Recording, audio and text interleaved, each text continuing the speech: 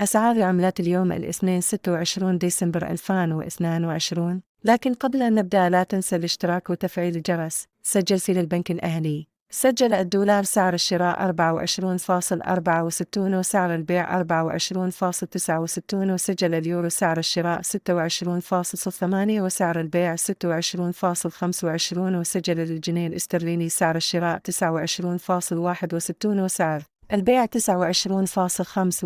وسجل الريال السعودي سعر الشراء 6.55 وسعر البيع 6.56 وسجل الدرهم الإماراتي سعر الشراء 6.71 وسعر البيع 6.72 وسجلت أسعار العملات في بنك مصر. سجل الدولار سعر الشراء 24.64 وسعر البيع 24.69 وسجل اليورو سعر الشراء 26.08 وسعر البيع 26.25 وسجل الجنيه الاسترليني سعر الشراء 29.61 وسعر البيع 29.85